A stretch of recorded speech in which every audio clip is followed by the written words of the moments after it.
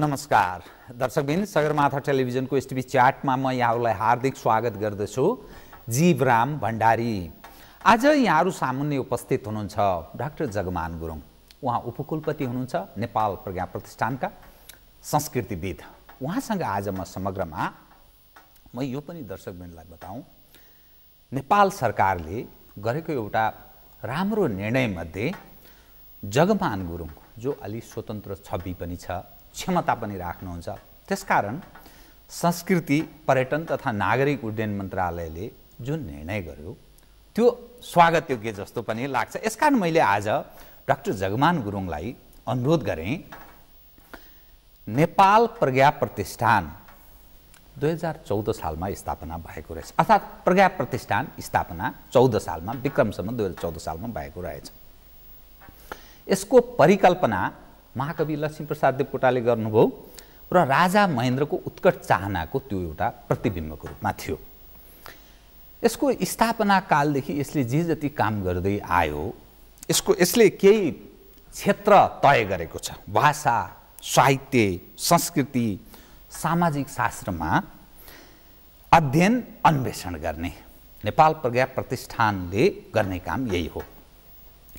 पछिल्लो राजनीतिक घटनाक्रम यसरी विकास हुँदै गएको छ, हर क्षेत्र राजनीतिको छाया परेको छ, अर्थात् कार्यकर्ताको भर्ती केन्द्रको रूपमा हरेक संस्था सङ्घ संस्थाहरू त्यस्तो हुन थाले भनेर भनिराखिएको अवस्थामा डाक्टर जगमान गुरुङ जस्ताको चयनले कतै राम्रा मान्छेहरूको पनि चयन हुँदो रहेछ है भन्ने कता कता त्यो सन्देश चाहिँ प्रभाव भएको छ। त्यसकारण सर्वप्रथम डाक्टर जगमान गुरुङलाई बधाई दिँदै उहाँसँग आज म समग्रमा उहाँका योजना के गर्नुहोला, प्रज्ञा प्रतिष्ठानको जुन उद्देश्य र जुन लक्ष्य छ त्यो पुरा गर्नका लागि साधन र स्रोत, समग्र विषयलाई म केन्द्रमा राखेर कुराकानी गर्नेछु। सर्वप्रथम म उहाँलाई स्वागत गर्छु। स्वागत छ यहाँलाई। सर्वप्रथम त तपाईँलाई बधाई छ, तपाईँलाई जुन जिम्मेवारी प्राप्त भएको छ, तपाईँको क्षमताले प्राप्त भएको छ, सरकारले ठिकै निर्णय गरेको छ। अब म कहाँबाट सुरु गर्न चाहेँ भने नि, तपाईँ एउटा संस्कृतिविद, यो प्रज्ञा प्रतिष्ठान जुन छ 14 सालमा स्थापना भएको, यहाँसम्म आइपुग्दा फेरि पनि मैले सुरुमै जोड्ने अलि नकारात्मक जस्तो हुन्छ, यसले आफ्नो भूमिका राम्रो देखाउन सकेको छैन। साधन स्रोत पनि असाध्यै कमी छ अनि यो कार्यकर्ताहरूको भर्ती केन्द्रको रूपमा विकास भएको छ र यसले जुन आफ्नो भाषा, साहित्य, संस्कृति, सामाजिक शास्त्रको अध्ययन र अन्वेषण गर्ने जुन भनिएको छ, यही क्षेत्रमा चाहिँ हाम्रो विशृङ्खलित भएको छ। हाम्रो समाज भाषामा, साहित्य उप त्यो हामीले त्यस्तो त्यो भूमिका अन्तर्राष्ट्रिय जगतमा नेपालको साहित्य क्षेत्रमा जुन भूमिका विगतमा हाम्रा पुर्खाहरूले निर्वाह गरे त्यो निर्वाह गर्न नसकेको अवस्था छ। हाम्रो सांस्कृतिक पक्ष असाध्यै बिग्रेर गएको छ, विभाजित अवस्थामा छ। तपाईँको योजना के छ? मैले जुन जिज्ञासा राखेँ, यो देखिएको तस्बिर बाहिर सतहको तस्बिर राखेँ, अलिकति सुनाउँ त, त्यसपछि म यस सँगसँगै अरू विषयहरू जोड्दै लैजान्छु कृपया। अब यहाँले सुन्नुभएको कुरो कोही ठिक पनि होला, कोही बेठिक पनि होला, किनभने राजा महेन्द्र स्वयं कुलपति भएको संस्था हो। त्यसपछि बालचन्द्र शर्मा जस्ता विद्वान उपकुलपति हुनुभयो, लेखनाथ पौडेल, बालकृष्ण सम, लक्ष्मीप्रसाद देवकोटा, उहाँहरू चाहिँ सदस्य रहेको। त्यसपछि केदारमान व्यतीत कुलपति भयो। 101 जनताको चाहिँ छोरामा आयो कुलपति केदारमान व्यतीत। सत्यमोहन जोशी अहिले बाङमय शताब्दी पुरुष, त्यस्ता व्यक्तित्वहरूले काम गरेको। लैनसिंह बाङदेल त्यो थियो अघि राजाको चाहिँ छत्रछायामा, प्रत्यक्ष छत्रछायामा। सिद्धिचरण श्रेष्ठ युग कवि। अब त्यस्ताहरूको चाहिँ नि साधनाको थलो हो। त्यसपछि प्रकारान्तरले अब बुढा पुस्ता सकिए, नयाँ पुस्ताहरूको पनि त्यहाँ प्रवेश भयो। कुनै चाहिँ क्षमता पनि होला पनि त्यो कुरो भिन्दै हो। अब कहिले कहिले त्यस्तै पनि नातावाद, कृपावाद, पार्टीवाद भन्ने कुरो त भइहाल्छ। अहिले झन् बेसरी चुलिएको छ।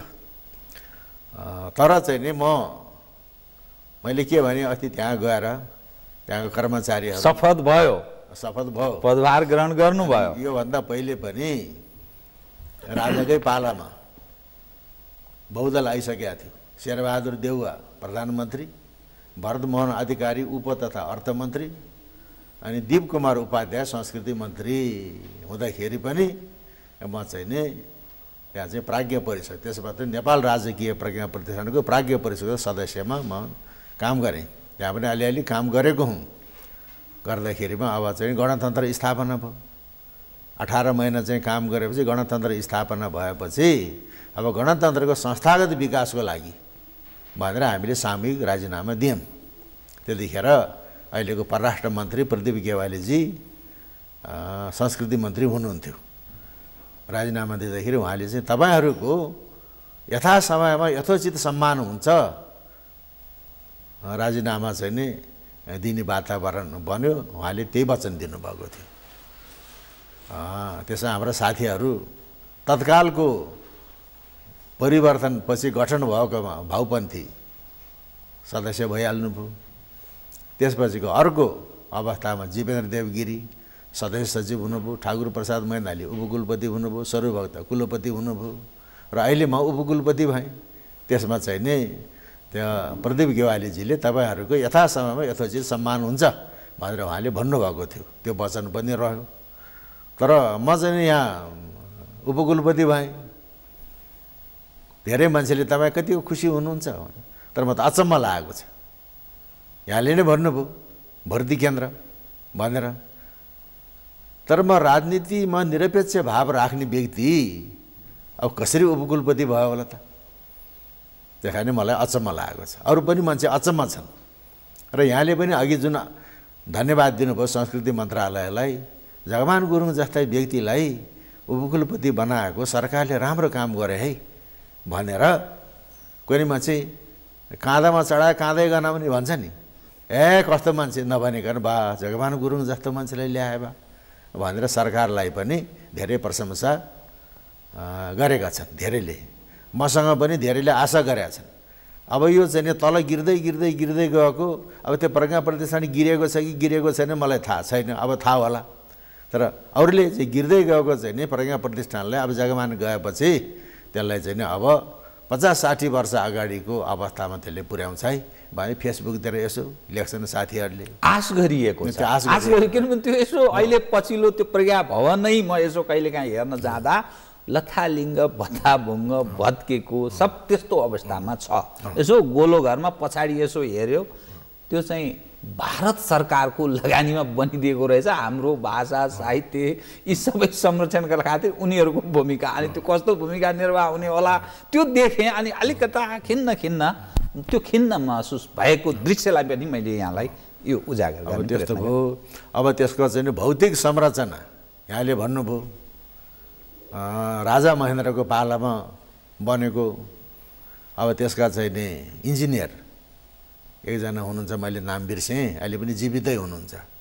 त्यो बेलामा बनेको चाहिँ नि त्यो संरक्षण भएको रहन्छ।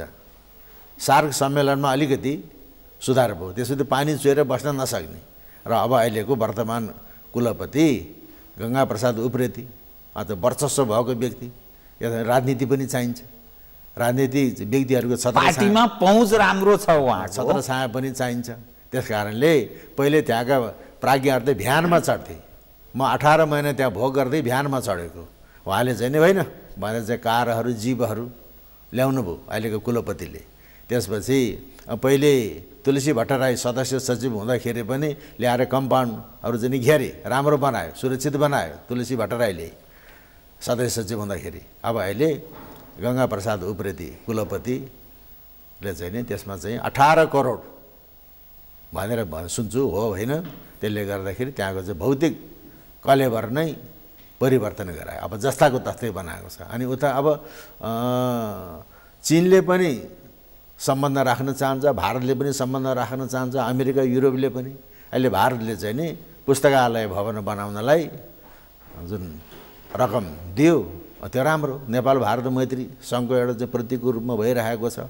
अब यो कुरो भौतिक विकास भएको छ, तर त्यो भौतिक विकास घर बनाएर मात्रै त भएन, त्यसको प्राज्ञिक उन्नयन हुन पर्यो। र मैले के भनिरहेको छु भने प्रज्ञा प्रतिष्ठानले टुक्रा टाक्री काम पनि गर्नुपर्छ, तर एउटा सग्लो काम नेपाललाई चिनाउने काम गर्नुपर्छ। नेपालले चिनाउने ग्रन्थ के छ त? केही पनि छैन। अथवा अहिले मेचीदेखि महाकाली त्यो महाग्रन्थ राजा वीरेन्द्रको दूरदर्शितामा जाँचबुझ केन्द्र भनेर स्थापना गर्यो। त्यो जाँचबुझ केन्द्र पछि राजनीतिमा गयो, मान्य बनाउने, अञ्चलाधीश बनाउने, के बनाउने भने। तर चाहिँ त्यो जाँचबुझ केन्द्र भनेको प्राज्ञिक व्यक्तिहरूको थलो भनेर नेपाललाई चिनाउने एउटा ग्रन्थ लेख भने मेचीदेखि महाकाली। अहिले नेपाललाई चाहिँ चिनाउने ग्रन्थ त्यही छ, तर त्यसलाई अपडेट गर्नुपर्छ। त्यसपछि मैले अघि नै भने राजा महेन्द्र कुलपति, बालचन्द्र शर्मा जस्ता विद्वान चाहिँ उपकुलपति भएपछि राजा महेन्द्रले देवघाटमा जुनेली रातमा 4-5वटा डुङ्गा एकै ठाउँमा बाँधेर काव्ययामिनी रात्रिकालीन काव्य मोज गर्न पनि जान्नुपर्छ नि, होइन? आफू चाहिँ भोजराज जस्ता भएर भोजराजका दरबारका नवरत्न थिए अरे कालिदास आदि, त्यो सलल्ल बगेको चाहिँ नि देवघाटमा जुनेली रातमा काव्ययामिनीको आयोजना गरेपछि अनि राजा महेन्द्रले जनताको छोरामा कुलपति दिएको। केदारमान व्यतीत पहिलो कुलपति। इतिहास त्यस्तो।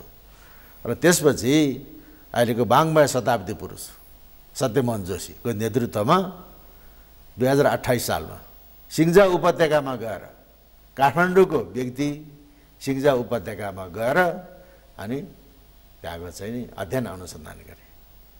अनि कर्णाली लोक संस्कृति, त्यहाँको भूगोल, इतिहास, जनजीवन, भाषा, सङ्गीत त्यो पुस्तक निस्किएको छ नेपाललाई चिनाउने।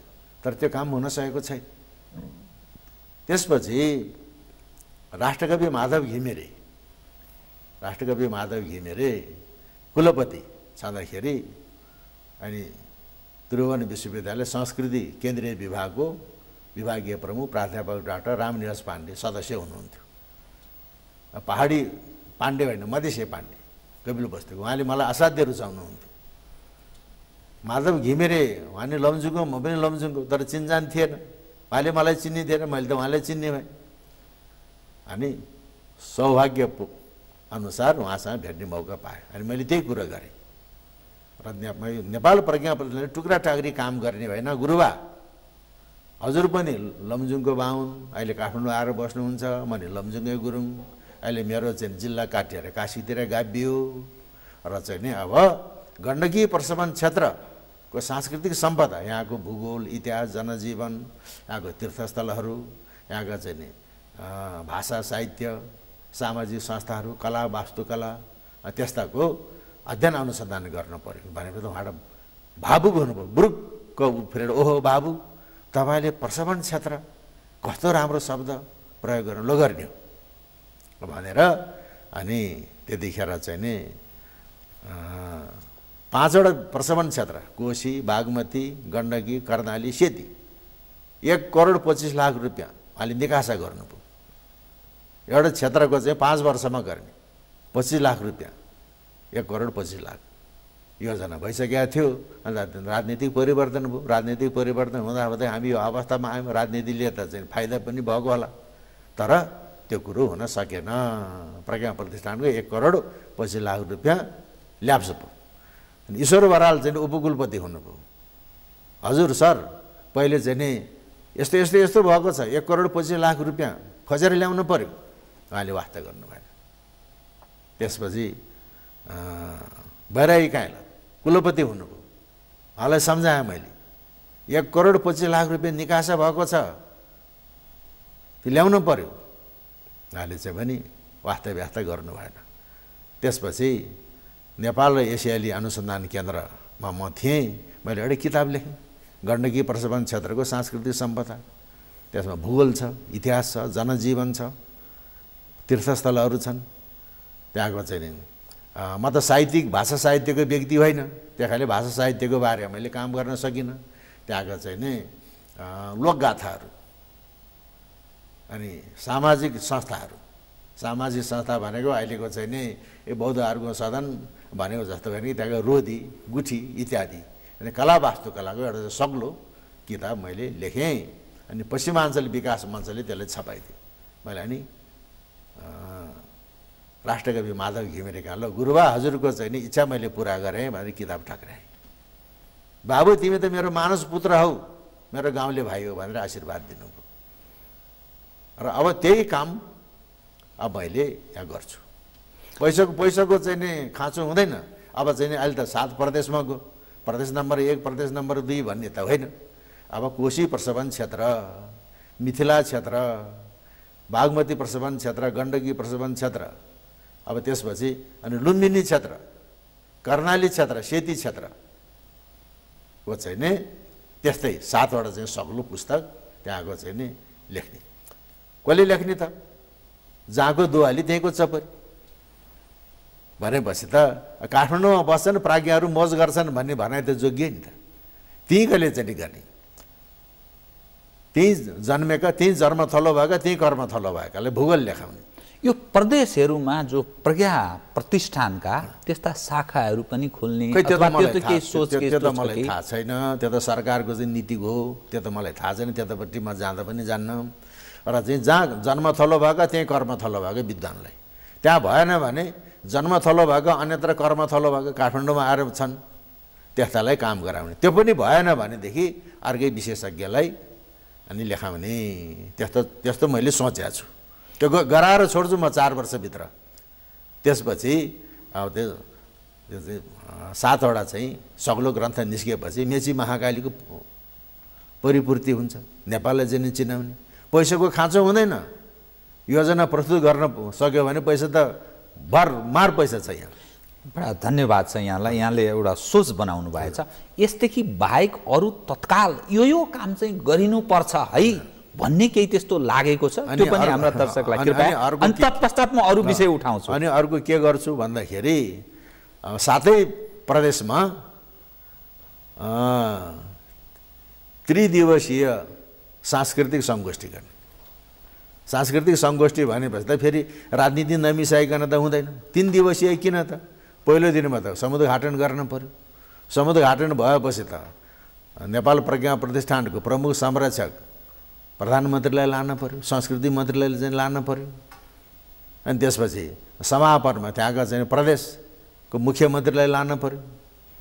भन्दाखेरि नेपाल प्रज्ञा प्रतिष्ठान अनि प्रदेश सरकार, त्यहाँको स्थानीय सङ्घ संस्थाहरू र त्यहीको स्थानीयले नै कार्यपत्र लेख्ने। फेरि 7 प्रदेशमा चाहिँ यो 4 वर्षभित्रमा त्यस्ता कार्यक्रम गर्ने। अनि म नेपाल संस्कृत विश्वविद्यालयमा पनि गएर काम गरेँ, राष्ट्रिय सांस्कृतिक अध्ययन केन्द्रमा पनि। तर त्यहाँ पनि अलिअलि काम थालेको, तर पैसा पुगेन। मैले त्यहाँ महिनै पछि नेपाली संस्कृति र राष्ट्रियता भन्ने बारेमा गोष्ठी गराउँथेँ। एउटा गोष्ठी गर्दाखेरि चाहिँ 50,000 लाग्थ्यो। अनि उपराष्ट्रपति परमानन्द झा होइन के अरे त्यस बेला परमानन्द झा हुनुहुन्थ्यो, उहाँलाई पनि चाहिँ प्रमुख अतिथि बनायौँ हामीले। अनि त्यतिखेरको चाहिँ अर्को संस्कृति मन्त्री गोर्खाको के श्रेष्ठ, नारायण काजी होइन, अर्कै श्रेष्ठ हो, उहाँलाई पनि बनायौँ कि त्यस्ता काम चाहिँ नि गरेको। अनि नेपाली संस्कृति र राष्ट्रियता पक्ष विपक्ष होइन। त्यसमा मतदान परिषदले बोल्नुभयो, विद्रुप पौडेलले बोल्नुभयो, विद्रुप पौडेल काङ्ग्रेस भयो।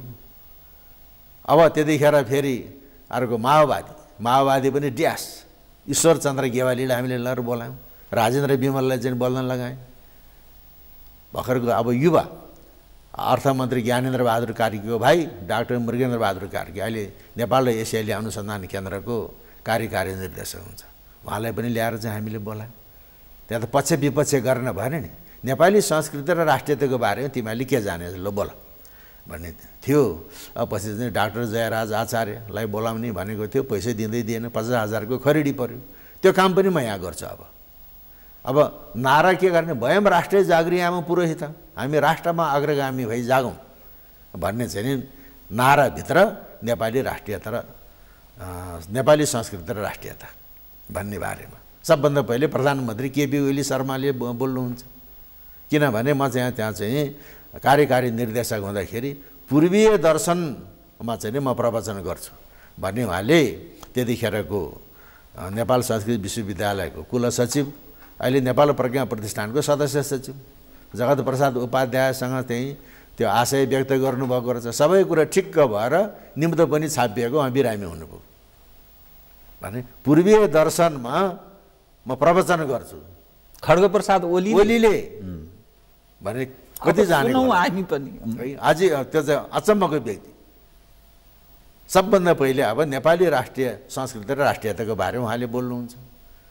अनि डाक्टर जयराज आचार्यले बोल्नुहुन्छ।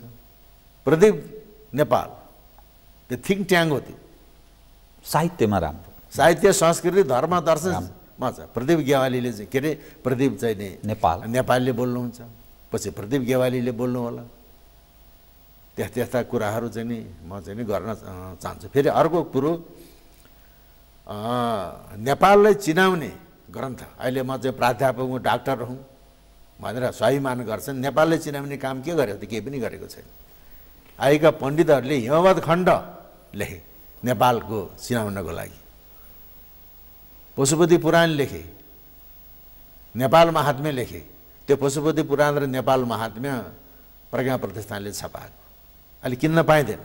त्यसको रिप्रिन्ट हुनुपर्छ, अन्त रिप्रिन्ट गराउँछु। अर्को चाहिँ नि अहिले रामदेव र बालकृष्णको कस्तो चर्चा छ होइन। नेपाली निघण्टु उहिले चाहिँ नि वीर शमशेरका पालादेखिको, चन्द्र शमशेरका पालादेखिको नेपाली निघण्टु त्यो पनि प्रज्ञा प्रतिष्ठानले छपाएको छ। अहिले पाइँदैन ती किताब छपाउनु। शुक्रनीति छपाएको छ प्रज्ञा प्रतिष्ठान, अहिले पाइँदैन। ईशादिनौ उपनिषद माधव प्रसाद देवकोटाले छपाएको, अहिले अनुवाद गरेर त्यो किताब पाइँदैन। त्यस्ता किताबहरू रिप्रिन्ट गराउने। अनि अर्को एउटा चाहिँ लक्ष्य मैले के राखेको छु, संस्कृत विश्वविद्यालयमा मैले के अरे काम गरेँ र मेरो चाहिँ नि ऊर्जाले थपिदियो। मैले भने जस्तो काम गर्न पाइनँ अर्थको अभावले, तर मेरो ऊर्जा बढाइदियो। अब यहाँ काम गर्छु। अर्को चाहिँ नि गर्न पर्ने च्यालेन्जिङ काम के छ भने अहिले हाम्रो मित्र राष्ट्र भारतले बुद्ध त हो मद्रासतिर जन्मेको, लुम्बिनीमा होइन भने किताब लेखेको छ। अनि बुद्धको राजधानी त तिलौराकोट होइन, पिपरा अलिगढ भनेर भनेको छ। दिग्भ्रमित पार्ने प्रयत्न भएको रहेछ। अनि मैले चाहिँ नि अब कपिल वस्तु थ्रु दि एजेस, जस्तै बिहार थ्रु दि एजेस भन्ने छ किताब। बिहार थ्रु दि एजेस जस्तै कपिल वस्तु थ्रु दि एजेस, त्यो किताब लेख्न सक्ने क्षमता भएको मान्छे को छ त? कोही पनि छैन अहिले नेपालमा। बाबुकृष्ण रिजालले पनि कपिल वस्तु, लुम्बिनी, देवदहको बारेमा किताब लेख्नु भएको छ। भुवनलाल प्रधानले पनि लेख्नु भएको छ। प्राध्यापक डाक्टर रामनिवास पाण्डे हाम्रा गुरु, उहाँले सक्नुहुन्थ्यो। तर एकजना व्यक्ति बाँकी छ अब, तारानन्द मिश्र। उहाँलाई मैले भनेको छु तपाईँले अब कपिल वस्तु थ्रु दि एजेस भन्ने किताब लेखिदिनुपर्छ। 2 सालभित्र 50-60 हजारमा यो काम हुने होइन। कति पैसा पाउँछु भनेर तपाईँले चाहिँ नसोध्नुहोस् है भनेर त। कति 1-1.5 लाख रुपियाँ पाउँछु मैले, पैसाको कुरा नगर्नु न। तपाईँले नचिताएको पैसा दिन्छु म, तपाईँले चिताउँदै नचिताएको पैसा दिन्छु। त्यो 50-60 हजारमा होइन, 1-1.5 लाखको कुरा पनि होइन। तपाईँले 2 वर्षभित्रमा कपिल वस्तु थ्रु दि एजेस भन्ने इङ्ग्लिसमा लेखिदिनुपर्छ। त्यसपछि त्यसको नेपालीमा अनुवाद हुन्छ। पहिले त विदेशीले पढाउनु पर्यो। एक मात्र तपाईँ हो, तपाईँ विशेषज्ञ। एक मात्र विशेषज्ञ भन्दा फेरि तपाईँ ठुलो खोजेर बुर्लुको नउफ्रनुहोस्। तपाईँ पनि एउटा सीमामा बाँधिएर लेख्नुपर्छ। तपाईँ चाहिँ जिउँदो सम्पदा हो नेपालको पुरातत्वको भनेर चाहिँ उहाँले हुन्छ भनेर भन्नुभएको छ। यस्ता यस्ता काम यहाँले ठुलो एउटा बडा मान उद्देश्य राख्नु भएको छ, लक्ष्य जसरी तय गर्नुभएको छ त्यसमा सफलता प्राप्त होस् यहाँलाई, अग्रिम शुभकामना। तर पछिल्लो समयमा जुन खालका मानिस शासन प्रशासनमा शासक बनेका छन्, उनीहरू हाम्रो परम्परा, त्यो हाम्रो विगतको जुन पुर्खाहरूले आर्जेको, उनीहरूले प्रदान गरेको नेपाली समाजलाई जुन चिज दिएका छन् त्यसमा गौरव गर्दैन, ध्वंस गर्नुपर्छ, तत्पश्चात मात्रै नयाँ सिराबाट सोच्नुपर्छ भन्ने दृष्टिकोण राख्छन्। डाक्टर जगमान गुरुङ एउटा प्राज्ञ जसरी सोच्नु भएको छ, तपाईलाई यो सहयोग गर्ने वातावरण सिर्जना होला। किनभने आफ्नो पनमा गौरव गरेको अवस्था छैन, भाषामाथि समस्या छ, संस्कृतिमाथि समस्या आएको छ। अनि समग्र नेपालको जुन आफ्नोपन गौरव जुन छ त्यसलाई कत्ल्याम गर्ने काममा शासक प्रशासकहरू दिलो ज्यान दिएर लागेको यो नेपालको अवस्था छ। तपाईलाई सहयोगी बन्न सक्ने अवस्था होला विश्वास मैले एज अ प्रश्नको रूपमा उठान गरेको। त्यो हुन्छ, त्यो अवश्य हुन्छ। किनभने अहिले रविन्द्र अधिकारी युवा पुस्ताक हो, नेपाली काङ्ग्रेसको युवा पुस्ताको होनहार गगन थापा। त्यस्तै यता अहिले त एमाले भन्न भएन है, नेपाल कम्युनिस्ट पार्टी नेकपा, अलि लामै नाम पर्यो। अब चाहिँ रविन्द्र अधिकारी, पृथ्वी सुब्बा गुरुङ, उतापट्टिको शङ्कर भण्डारी, शेरधन राई होइन एक नम्बरको उहाँहरू त्यस्ता व्यक्तिहरू हुनुहुन्छ। र अहिले रविन्द्र अधिकारीले मलाई भन्नुभयो अब प्रज्ञा प्रतिष्ठानलाई राम्रो गर्नुपर्छ है, तपाईँमाथि दायित्व आएको छ भनेर भन्नुभयो। उहाँ सधैँ अब संस्कृति मन्त्री त हुँदैन होला, तर एउटा वर्चस्व भविष्यको प्रधानमन्त्रीको दावेदार उम्मेदवार हो रविन्द्र भण्डारी, के अरे रविन्द्र अधिकारी भनेपछि उहाँ चाहिँ संस्कृति मन्त्री नभए पनि कुनै मन्त्री भए पनि उहाँहरूको चाहिँ नि आड हुन्छ। अर्को कुरो केपी ओली, अहिले म कसरी चाहिँ यो उपकुलपति भएँ त भने केपी ओलीको सदिच्छाबाट म अहिले उपकुलपति भएको। अहिले 2 वर्षसम्म त्यो केपी ओली केही पनि हुँदैन, उहाँको स्वास्थ्य दह्रो रहन्छ। उहाँले चाहनुभएको छ अब यो चाहिँ नेपाल राष्ट्र र राष्ट्रियतालाई, यहाँको धर्म दर्शन संस्कृतिलाई कसरी उजागर गर्ने। अति हिमवत खण्ड कला साहित्य सम्मेलन गराएन, त्यस्तो गराए। त्यस्तो किसिमको राजनीतिक व्यक्ति कवि मनको हुनुपर्छ, धर्म दर्शन र संस्कृति बुझेको हुनुपर्छ। कोरा राजनीति मात्रै गऱ्यो भने त्यो काम लाग्दैन। उहाँ चाहिँ धर्म दर्शन संस्कृति साहित्य बुझेको व्यक्ति। अस्ति संसद नहुँदै डाक्टरले नबोलाइ भन्दै देवकोटा जयन्तीमा 45 मिनट बोल्नुभयो। त्यस्तो व्यक्ति साथमा हुनुहुन्छ भनेदेखि अब प्रज्ञा प्रतिष्ठानको जुन बजेट छ त्यो बजेटका अतिरिक्त ल यस्तो काम गर्न पर्यो भनेपछि त उहाँले दिइहाल्नुहुन्छ। रविन्द्र अधिकारीले दिनुहुन्छ, केपी ओलीले दिनुहुन्छ। अब अरू क्षेत्रको चाहिँ काम, साहित्यको काम के गर्ने हो, भाषाको काम के गर्ने हो, दर्शनको के गर्ने, इतिहासको के गर्ने उहाँहरूले जान्नुहुन्छ त्यो कुरो। तर अहिले मैले चाहिँ जति पनि कुरा गरेँ त्यसले नेपाल प्रज्ञा प्रतिष्ठानको गरिमा बढ्छ, जगमान गुरुङको पनि गरिमा बढ्छ। अहिलेको वर्तमान सरकारले के भन्दाखेरि सुखी नेपाली समृद्ध नेपाल रे, सुखी नेपाली समृद्ध नेपाल। त सुखी नेपाली समृद्ध नेपालको लागि हाम्रो होइन राम्रो मान्छे, त्यो फर्मुलाभित्र म परेँ नि त। हाम्रो होइन राम्रो मान्छे, दलगत स्वार्थमा तपाईँ भनेपछि अब के हुन्छ, सिको भनेको भारतको पनि गर्नुपर्छ, चिनको पनि गर्नुपर्छ। भारतमा अब महात्मा गान्धी भन्छन्, राष्ट्रपति डाक्टर सर्वपल्ली राधाकृष्ण। तर महात्मा गान्धी त अफ्रिकातिर आन्दोलन गर्दै थिए, राधाकृष्ण पनि विदेशतिर थिए, कोही हिन्दी बोल्दै नजाने, इङ्ग्लिस बोल्ने। त नेहरूले के भने, ए भारतीय मूलका विद्वानहरू व्यापारीहरू नेपालमा कि भारतमा आऊ, भारतमा अङ्ग्रेजको विरुद्धमा आन्दोलन गर्नमा तिमीहरू अफ्रिकातिर आन्दोलन गर्ने होइन, विदेशतिर गर्ने होइन भनेर गान्धीलाई पनि भारतमा बोलाए, राधाकृष्णलाई पनि भारतमा बोलाए नेहरूले। त्यसको सिको राजा महेन्द्रले गरे। नेपालमा चाहिँ नि नेपाली भाषा साहित्यको केही छैन, दार्जिलिङतिर भयो होइन। यहाँ चाहिँ नेपाली भाषा प्रकाशिनी समिति खडा हुनु भन्दाखेरि चाहिँ साहित्य सम्मेलन गरे। त्यहाँ सुदापालाई यहाँ बोलाए राजा महेन्द्रले, लैनसिंह बागदेली भित्रिए, अमर गुरुङ भित्रिए, यहाँ बनारसबाट पद्मप्रसाद भट्टराई, गङ्गाधर शास्त्री, लालबहादुर शास्त्रीको साथी गङ्गाधर शास्त्री पराजुली पोखराको, उहाँहरू चाहिँ भित्रिए। यहाँ पक्ष विपक्ष त लिएन, राम्रो काम गरे। यहाँ त्यस्तै अहिले हिमवत खण्ड साहित्य सम्मेलन नेपालमा जुन सुखी नेपाली समृद्ध नेपाल, त्यसको लागि हाम्रो होइन राम्रो मान्छे तिमीहरू आऊ।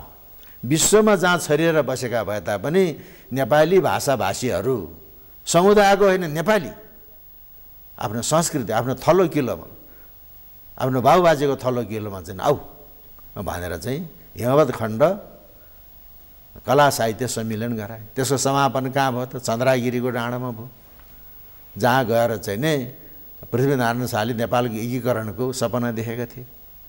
अनि अहिले त चाहिँ चन्द्र ढकालले त्यहाँ चाहिँ नि रोप केबुल कार लए, केबुल कार लाँदाखेरि केपी शर्मा ओलीले लगेपछि केपी शर्मा ओलीले के भने, यहाँ त पृथ्वीनारायण शाहले चाहिँ नि नेपालको एकीकरण गर्न पाए हुँदो भनेर जुङ्गामा चाहिँ ताउ लागेको चाहिँ ठाउँ, यहाँ जुङ्गामा ताउ लागेको पृथ्वीनारायण शाहको चाहिँ शालिग राख्नुपर्छ भनेर भने।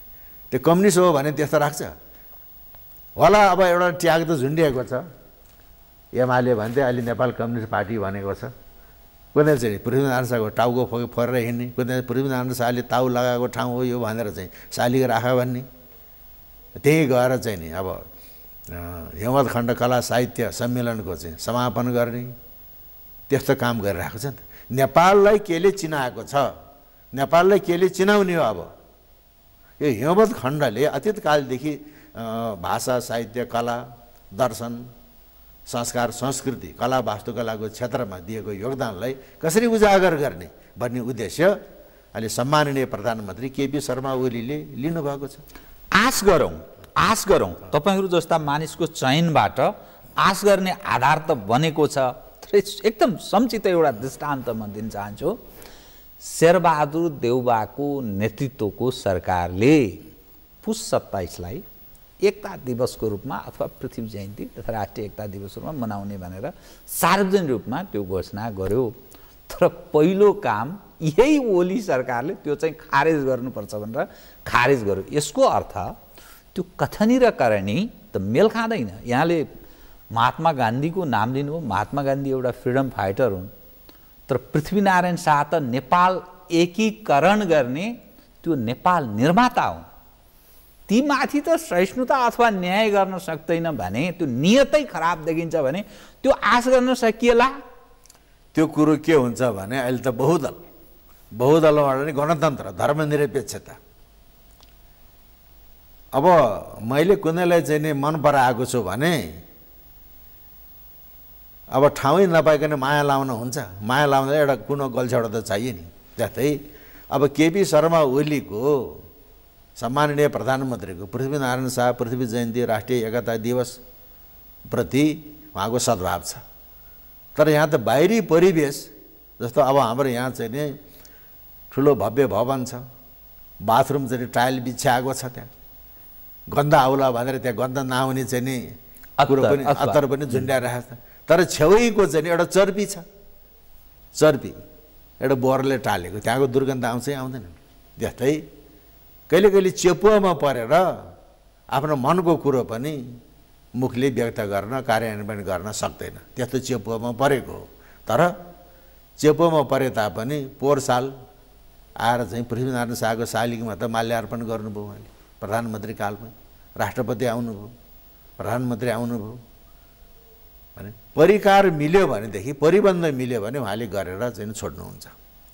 जस्तो अब अहिले एउटा सानो उदाहरण, उहाँमाथि एउटा चाहिँ नि आक्षेप आएको छ अहिले। बानकी मुनको चाहिँ बिरे मिसिएको चाहिँ वाइन खाए, त्यो त क्रिस्चियन भए, अब कति करोडको चाहिँ पुरस्कार पनि थापे, सुनको मुकुट पनि लगाए, क्रिस्चियन भयो, क्रिस्चियन भए बनाउने भयो भनेर अबगाल आएको छ नि त। तर अब अहिले क्रिस्चियनको विरोध गर्न सक्ने क्षमता हाम्रो छैन। मैले चाहिँ क्रिस्चियनको प्रोजेक्ट सञ्चालन नगरे तापनि मेरो शरीरभरि तपाईँको शरीरभरि क्रिस्चियनको पैसा छ, हामी त तलब खान्छौँ। नेपालको चाहिँ रकमले नेपाल चलेको छ, भारतको चीनको रकमले चलेको छ, र युरोपियन युनियनको रकमले अमेरिकाको रकमले चलेको छ। सबै हाम्रा शरीरैभरि चाहिँ नि ती क्रिस्चियनका रगत छन्, हाम्रो तिनका चाहिँ नि पैसाको अन्न किनेर खाने। त्यसको विषाक्त रूप कहिले काहीँ कसरी देख्छ भने त्यो आन्दोलन के अरे त्यो आयोजना एसिया पेसिफिक समिट, त्यो समिट नेपालमा नगर भन्ने चाहिँ क्षमता छ केपी ओलीसँग छैन। उसले नगर भन्न सकेन, म जान्न त्यहाँ भन्न सकेन। त्यसको आयोजक त अरू नै थिए, केपी ओली होइन, अरू नै थिए, उहाँकै पार्टीभित्रका वरिष्ठ नेताहरू थिए। तर अब मैले चाहिँ नि यहाँ कार्यक्रम सञ्चालन नगर आयोजना नगर भन्न पनि सक्दिनँ, त्यहाँ जान्न पनि सक्दिनँ। अब के गर्ने हो भनेर एउटा खेलवाला मदारी बालुवाटार छोडेर अनि उहाँ सोल्टी होटलमा चाहिँ गए यिनका नाडी छाम्नलाई। भने कतिसँग चाहिँ बिहानको बेड टी खायो होला, ब्रेकफास्ट खायो होला, डिनर खाएँ, लन्च खाएँ, राति सुते, गफ गरेँ। यसको आन्द्रा यहाँ छ, यसको भुँडी यहाँ छ, यसको मुटु कलेजो यहाँ छ, यसको यहाँ छ भनेर चाहिँ एउटा वैद्यले नाडी छामे जस्तै सबैको चाहिँ नाडी छामे। अब यहाँ चाहिँ बानकी मुनको वीर्य, बानकी मुनको वीर्य कति आयो होला त द्वार ठेकीमा राखेको थियो र त्यति माथि संसारलाई खुवाउने चाहिँ वीर्य पाउने, त्यो भने एउटा चाहिँ प्रोपगन्डा हो। त्यो एउटा थोपो वीर्य ठेकीमा द्वार राखेको थियो, दुध जस्तो, जर्सी गाईको दुध जस्तो भनेपछि केपी ओलीले त्यहाँ गएर के भनिदियो त? खायो, मुकुट, सुनको मुकुट पनि लगायो, पुरस्कार पनि पायो, त्यहाँ गएर के भन्यो? त्यो कुरोलाई मिडियाले, सञ्चार माध्यमले चाहिँ नि भन्दैन, हाइलाइट गर्दैन, विरोध मात्रै गर्छ। अहिले धर्मनिरपेक्षता नेपाल भनेपछि कुनै धर्मलाई गाली गर्न पाइँदैन। हामी भनेको नेपालीहरू सबै धर्मप्रति हाम्रो सद्भाव र सहिष्णुता छ, तर यो नेपाल ऋषिमुनिको देश हो, त्यसकारण हामी कसैको दासता स्वीकार गर्न चाहन्नौँ। त्यो कुरो बोलेको छ नि त केपी ओलीले, हो कि होइन? त्यो कुरोलाई हाइलाइट नगर्ने, बानकी मुनको वीर्य खाएको, मिसिएको वाइन खायो, सुनको मुकुट लगायो, यति करोड चाहिँ पुरस्कार लियो भनेपछि त्यो मुकुट अर्कैको लागि ल्याएको मुकुट हो, त्यो पुरस्कार अर्कैको ल्याएको पुरस्कार हो। उसले लिइदिए, घुवाइ मिलाए, चट बनाइदियो। त्यस्ता खेलवाला मदारी छन् तिनी भने तिनी 2 वर्षसम्म त्यो सुस्वास्थ्य रहन्छ। त्यो त्यस्तो देखिन्छ। मैले त्यो देखाएको छु, एउटा ज्योतिष मैले देखाएको छु, उसले केही पनि हुँदैन। र अब उहाँले नै गर्दाखेरि मलाई उपकुलपति बनाएको, र किन उपकुलपति भने जागिर खान बनाएको त होइन, उहाँको सदिच्छा पुरा गर्नलाई बोलाएको। त्यहाँ टिम छ, सदस्य सचिव हुनुहुन्छ, कुलपति हुनुहुन्छ, अरू साथीहरू पनि छन्, तर म प्रति उहाँले आशा गर्नुभएको छ। र मैले अघि जेते कुराहरू त्यो आशालाई पुरा गर्नु छ, निराश हुने अवस्था बनाउनु न नेपालको संस्कृति जसरी भने पनि म त्यो चाहिँ पुरा गर्छु। किनभने अहिले उपकुलपति भएर म जुन कार्यकक्षमा बसेको छु, त्यो कार्यकक्ष राजा महेन्द्र कुलपति भएर बसेको कार्यकक्ष हो। त्यही कार्यकक्षमा म बसेको छु भनेपछि राजा महेन्द्रको सदिच्छा पनि म पुरा गराउँछु। राजा महेन्द्रको सदिच्छा भनेको फेरि गणतन्त्र फालेर निर्दल ल्याउने भन्ने होइन। त्यो प्रज्ञा प्रतिष्ठान लक्ष्मीप्रसाद देवकोटाले नेपाल एकाडेमी बनाए, राजा महेन्द्रले रोयल नेपाल एकाडेमी बनाए। रोयल भनेको त ठुलो हो नि त, वर्चस्व। अहिले नेपालमा रोयल शब्द भन्न साथै राजावादी भन्दो रहेछ। अहिले त रोयल काभ्रे ट्याक्सीमा, रोयल पलाञ्चोक भनेर बसमा, रोयल शब्द त मिनी बस र चाहिँ कारमा गएर टाँसिएको छ। अहिले रोयल भनेर वर्चस्व भएको, ऊर्जा भएको, ऊर्जाशील। किनभने प्रज्ञा र राजनीति नमिसिकन सफल हुँदैन। लक्ष्मीप्रसाद देवकोटा एउटा प्रज्ञावान, राजा महेन्द्र एउटा कर्मनिष्ठ, नेपाललाई चिनाएको व्यक्ति।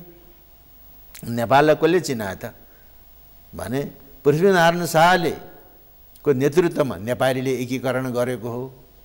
पृथ्वीनारायण शाहले एकीकरण गरेको भन्न मिल्दैन। पृथ्वीनारायण शाहको नेतृत्वमा नेपालीले नेपालको एकीकरण गरेको पक्का। त्यसपछि अहिले हामी जङ्गबहादुर जङ्गे शैली भन्छ। जङ्गबहादुरको चाहिँ जङ्गे पिलर त उखेलिँदैछ, बार थियो नि त उसले।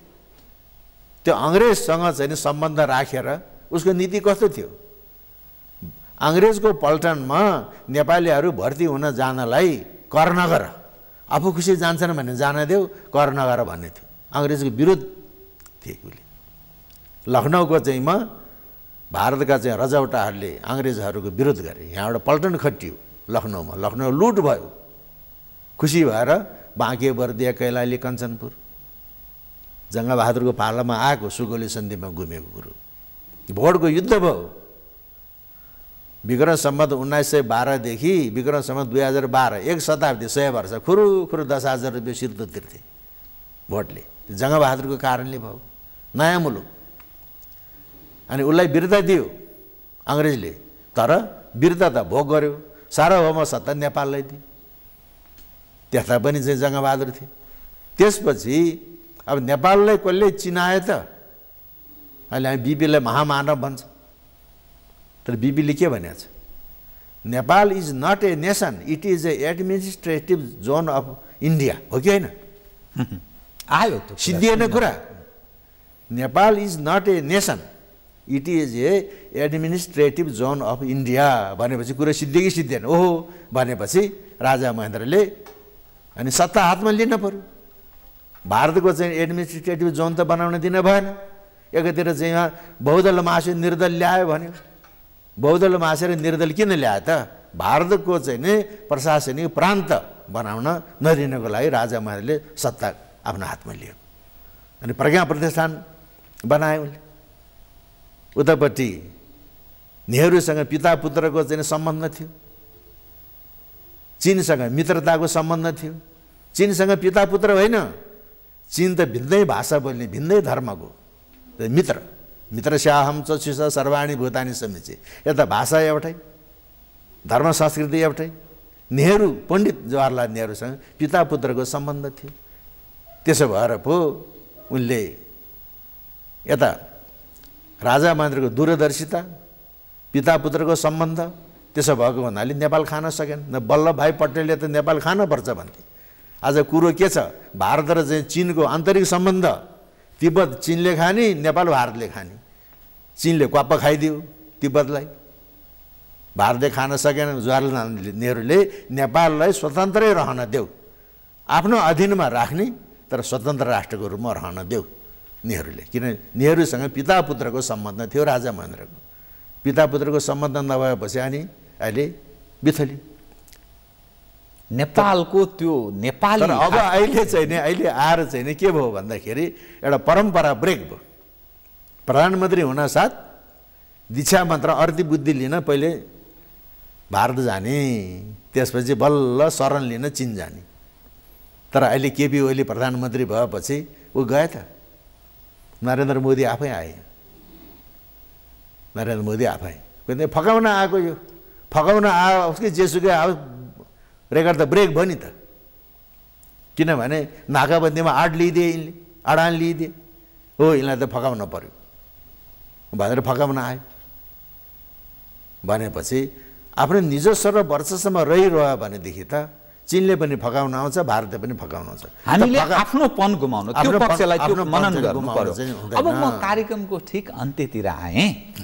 अब यो पनि बताइदिनुहोस् त, अब यसलाई अन्यथा नठान्नु होला। हो त तपाईँ गुरुङको छोरा, तपाईँप्रति के आक्षेप लगाउँछन् भने तपाईँका बिरादरी सहयोगी अर्थात् जातिका हिसाबले सामिप्यता राख्ने गुरुङ कम्युनिटीकै अनेकौँ मानिसहरू यो किन ब्राह्मण क्षेत्रीकै फेभरेबल कुरा अर्थात् उनकै अनुकूल हुने कुरा मात्रै डाक्टर जगमान गुरुङ गर्छन्, आफ्नो जातिको उन्नयन उत्थानमा चाहिँ किन भूमिका निर्वाह गर्दैन? यो नकारात्मक प्रश्न गरेँ मैले। त्यो कुरो के हो भन्दाखेरि अहिले मलाई 4 नम्बर प्रदेशका गुरुङ र मगरहरूले सामाजिक बहिष्कार गरेका छ। किन उनीहरू तमुवान मगरात भनेर राख्नुपर्छ भन्छ, म चाहिँ गण्डकी राख्नुपर्छ। अहिले सङ्घीय लोकतान्त्रिक गणतन्त्र, सङ्घीयता पहिचान सहितको सङ्घीयता, तर त्यो पहिचान व्यक्तिगत पहिचान हो कि जातीय पहिचान हो? त्यो जातीय पहिचान हो, त्यो साझा पहिचान, त्यो गण्डकी राख्नुपर्छ भनेर मैले भने। मेरो कुरालाई चाहिँ नि अर्थमन्त्री किरण गुरुङले सपोर्ट गर्नुभयो। अहिले गण्डकी राखेँ। गण्डकीको सूत्रधार त जगमान गुरुङ र किरण गुरुङ रहेछ। जगमान गुरुङ सूत्रधार, किरण गुरुङले त्यसलाई सपोर्ट गर्यो भनेर मैले के भने रुखबाट खसेर चरो मर्दैन। तिमीहरूले धन्यवाद। किनभने रावण नभइकन रामको महत्त्व हुँदैन, कंस नभए कृष्णको महत्त्व हुँदैन। गण्डकी भइदिएको भएदेखि ठिकै थियो, कसले गराएकोले हल्ला खल्ला गरे त पुत्लै जलाउने भनेपछि त गण्डकीको चाहिँ नि सूत्रधार त जगमान गुरुङ रहेछ भने तिमीहरूले धन्यवाद छ, स्याबास भनेको छु। र मैले अब म हिन्दू धर्ममा पनि मैले श्रद्धा विश्वास राखेको छु, तर जनगणनामा त म बौद्ध लेख्छु नि त। मेरो क्रियाकर्म सबै चाहिँ नि गुरुङ विधिले हुन्छ। छोराछोरीको बिहा इत्यादि, बाबुआमाको चाहिँ मर्यो अर्गुङ इत्यादि, त्यो परम्परागत। अहिले तिब्बती परम्परा होइन, गुरुङ परम्पराको अनुसार मैले बाबुआमाको क्रियाकर्म चाहिँ गरेको छु, खेतीपाती धानेको छु। मैले गुरुङ जाति तथा संस्कृति भन्ने किताब लेखेको छु। नेपालको एकीकरणमा गुरुङहरूको भूमिका भन्ने किताब लेखेको छु। तमुवानको ऐतिहासिक किता, तमुवानको चाहिँ ऐतिहासिक वृत्तान्त लेखेको छु। तमुवान भन्ने राज्य थियो, तर अब तमुवान हुनु हुँदैन भन्ने मेरो मान्यता हो। त्यो त मैले सबै चाहिँ गरेको छु। र अब मैले बाहुन छेत्रीको पक्ष लिएर कुरा गरेको होइन कि यो राष्ट्र जातीय अहिलेको सङ्घीय लोकतान्त्रिक गणतन्त्रको संस्थागत विकासको लागि धर्मनिरपेक्षताको संस्थागत विकासको लागि के गर्नुपर्छ त भने हामी सबै नेपालीहरू जातीय धरातलभन्दा माथि उठ्नुपर्छ र एक ढिक्का नेपाल राष्ट्रको सुदृढीकरण हुनुपर्छ र सिङ्गो नेपाली राष्ट्रियताको विकास हुनुपर्छ भन्ने बारेको व्याख्या मैले गरेको छु। त्यसका र अब चाहिँ नि यहाँ चाहिँ कुरो के भयो, नेपालको पनि मैले इज्जत बढाएको छु। म एक ठाउँमा गएको थिएँ, एउटा फुच्ची एउटा चाहिँ नानीले म सरसँग कुरा गर्छु भन्यो। कुरा गर्छु, तिमी को हौ, कुन पार्टीका हौ, कुन पत्रिका हौ भने हुन्छ कुरा गरौँ भने उसले त त्यहाँ मोबाइल खिच्यो। ठाडै प्रश्न के गर्यो भने अहिले आदिवासी जनजातिलाई राज्यले थिचेको छ अरे, बाहुनले सोसेको छ अरे, छेत्रीले मिचेको छ अरे भन्छ हो भनेर भने। मैले होइन भने प्रतिशतमा केही होला तर आदिवासी जनजातिलाई राज्यले आदिमकालदेखि यो सुविधा दिइआएको छ र यो नेपाल राष्ट्रको निर्माणमा पनि आदिवासी जनजातिको यो भूमिका छ। तर आफू किन पछाडि पर्यो, आफ्नै कारणले पछाडि पर्यो। किन रोइस मङ्गलले आफ्नै ढङ्गले, किनभने एउटा बाहुनको गाउँमा आमाले काफल बेच्छ, बाउले दुध बेच्छ, त्यो बाहुन केटो यहाँ सहर बजारमा पढ्न बस्छ। एउटा लाउरेको छोरो उसले छोरालाई पैसा पठाउँछ, रुम पार्टनर भएर बस्छ लाउरेको छोरो र त्यो बाहुन केटो। अनि त्यो लाउरेको छोराको चाहिँ पैसाले चिया खान्छ, उसैको पकेट मनी लाउरेको छोराबाट दिन्छ, त्यो लाउरेको छोरो पढ्दैन, बाहुन केटो टुप्पी कसेर पढ्छ। अनि त्यही जिल्लामा गएर ऊ सिडियो हुन्छ भन्दाखेरि टुप्पी कसेर पढ्ने बाहुन सिडियो भयो भन्दैमा नपढ्ने रिस गरेर हुन्छ भनेर मैले भनेको थिएँ। त्यही शीर्षक राखेर त्यसले लेखिदियो। आखिर त्यो त चाहिँ चक्रपथ.com भन्ने त एमालेको पत्रिका रहेछ, केपी ओलीले सञ्चालन गरेको। झापाकी बाहुनी स्याङ्जा पुगेको बिनु पोखरेल खाँदो त्यति भाइरल भयो ग्लोबलमा। अनि मैले भने अरू पत्रिका त चाहिँ पेपर पत्रिका त मान्छेले किनेर पढ्छ, तिमीहरूको त अनलाइन हो, कसरी आउँछ तिमीहरूको वृत्ति भनेको त जति धेरैले पढ्यो त्यति डलर खसाइदिन्छ अरे। 1.5 लाख त्यो ग्लोबलमा चाहिँ नि गुगलमा हेर्दाखेरि भाइरल भएर 2टा लेख भाइरल भएछ। 1.5 लाखले सेयर गरे थियो। मलाई एउटा लिम्बूले त कुकुर रहेछस् भनेको छ, एउटा राईले चाहिँ नि त चाहिँ आदिवासीको नाममा कलङ्क रहेछस् भनेको छ, कुनै दरबारको चाहिँ घिउ घस्ने बुढो रहेछ भनेको छ कुनैले। तर बाहुन छेत्री कुनै इसाई भएकाहरूले चाहिँ बाहुन छेत्रीले पनि विरोध गरेका छन् होइन। लाइक त कति सेयर गरे अरे 1.5 लाखले भने नेपालको इज्जत बढ्यो कि बढेन? कुनै बाहुनले यस्तो लेख लेख्न सकेको छ? अब म ठिक एकदम आधा मिनेटमा कुनै छेत्रीले लेखेको छ, कुनै नेवारले लेखेको छ, कुनै गुरुङ मगर राई लिम्बूले त्यस्तो लेखेको छ जसको लेख चाहिँ नि 1.5 लाखले चाहिँ नि सेयर गरेर त्यो गुगल साम्राज्यमा फैजाए त्यो जगमान गुरुङले। त्यसको मूल्याङ्कन गरिदिए केपी शर्मा ओलीले। अनि मलाई भने त्यतै केपी शर्मा ओलीले मलाई माया गर्छ। त्यसका यो शरीरलाई त कपाल फुलेको यो बुढोलाई त मेरो भावनालाई जातीय यो सङ्घीय लोकतान्त्रिक गणतन्त्रको संस्थागत विकासको लागि जातीय धरातलभन्दा माथि उठ्नुपर्छ र एक ढिक्का नेपाल राष्ट्रको सुदृढीकरण हुनुपर्छ, सिङ्गो नेपाली राष्ट्रियताको विकास हुनुपर्छ भन्ने भावना म भाषण मात्रै गरेर हिँड्ने होइन, फेरि जे कुरा भन्छु कार्य रूपमा म त्यो अपनाउँछु, कर्ममा यहाँको देख्न पाइयोस्। किन मेरो चाहिँ नि थ्योरी र एक्सन मिल्छ। कुनै भाषण मात्रै गरेर हिँड्छ, जस्तो अब चाहिँ दसैँ मान्नुपर्छ हाम्रो राष्ट्रिय चाड हो भन्छ, त्यसले दसैँ मान्छ। भाषण मात्रै गर्छ, अन्तर्वार्ता पनि म अन्तर्वार्ता पनि दिन्छु, फिल्डमा गएर दसैँ पनि मान्छु, कर्म पनि गर्छु। मेरो चाहिँ नि वचन र कर्म, मन वचन र कर्म एउटा छ। दुष्टको मन एउटा सोध्छ, वचनले एउटा भन्छ, कर्म एउटा गर्छ। सज्जनको चाहिँ मन वचन र कर्म एउटै हुन्छ। म त्यस्तो व्यक्ति भएको हुनाले यो बुढो शरीरलाई 72 वर्षको बुढोलाई पत्याएको होइन। मेरो भावनालाई अहिले केपी शर्मा ओली, सम्माननीय प्रधानमन्त्री केपी शर्मा ओलीले सम्मान गर्नुभयो। संस्कृति पर्यटन तथा नागरिक उड्डयन मन्त्री रविन्द्र अधिकारीले सम्मान गर्नुभयो। यो राष्ट्रको ले मलाई सम्मान गरेपछि मैले पनि अब झन् म बढी संयमित हुनुपर्छ। संयमित भएर यो राष्ट्र र राष्ट्रियताको विकासको लागि म झन् अग्रसर हुनुपर्छ। अग्रिम शुभकामना यहाँलाई, यहाँ सफल रहनुहोस्। हस्, कार्यक्रममा आइदिनु भयो, धन्यवाद छ यहाँलाई। आदरणीय दर्शकवृन्द, उहाँ हुन्थ्यो डाक्टर जगमान गुरुङ, उपकुलपति नेपाल प्रज्ञा प्रतिष्ठान। उहाँले आफ्ना जीवनमा अब बाँकी समय कसरी के गर्दै हुनुहुन्छ यसकै बारेमा गरिएको कुराकानी म लगायत मेरो सम्पूर्ण युनिटलाई कार्यक्रमबाट बिदा दिनुहोस्। तर सगरमाथा टेलिभिजन हेर्दै रहनुहोला। नमस्कार।